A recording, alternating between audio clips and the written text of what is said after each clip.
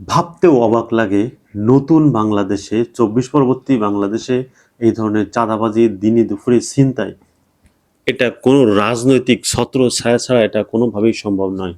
এবং যদি তাও না হয় সেটা মেনে নিলাম কোনো রাজনৈতিক ছত্র ছায়া হচ্ছে না, কিন্তু এর প্রতিবাদটা কোথায় হচ্ছে দেখুন।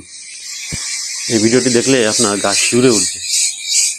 বাংলার নারীরা এখন নিরাপদ নয় একটি দলের কাছে।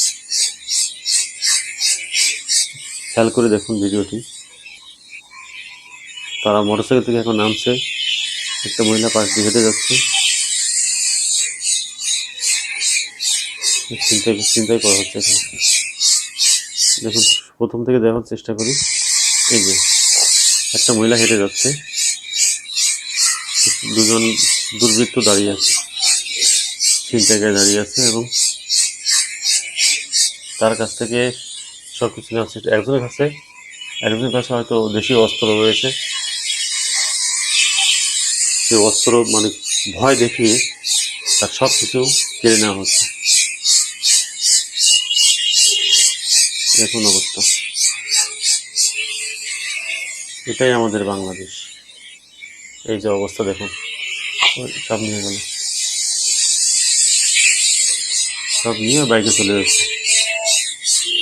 এদেরকে দৃষ্টান্তমূলক শাস্তির ব্যবস্থা করা হোক। মহিলার গাড়ি চলে গেল। এই ধরনের নিউজ দেখার জন্য কোনো মানুষ প্রস্তুত থাকে না, এমনকি এটা আপনার সাথেও হতে পারে। যেখানেই এমন অস্বাভাবিক কিছু দেখবেন সেখানেই প্রতিবাদ করবেন। আপনি যদি দেখুন এরা দেশীয় অস্ত্র আছে ঠিকই, ২-৩ জন লোক এদেরকে ধাওয়া করতো, এরা বাধ্য হয়ে পালাতে বাধ্য হতো। হয়তো এখানে কোনো লোক ছিল না। এই ধরনের ঘটনাগুলোর কোনো অনুসন্ধান হয় না, কোনো বড় বড় নিউজেও আসে না। হয়তো কোনো একটি দলের প্ররোচনা হোক বা দলের ভয়ে হোক তারা এই কাজগুলো করে।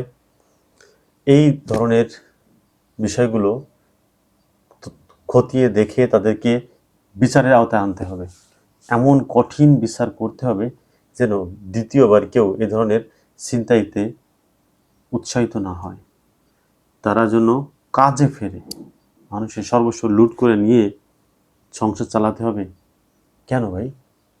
সেও তো কষ্ট করে অর্জিত করেছে সম্পদগুলো, তুমি কেন তার সম্পদগুলো ছিনিয়ে নিবে এই রমজান মাসে? এটা সিলেটের একটি ঘটনা। সো ভিডিওটি ভালো লাগলে অবশ্যই লাইক, কমেন্ট এবং চ্যানেলটি সাবস্ক্রাইব করে রাখুন। আর আপনারা বেশি করে শেয়ার করে দিন।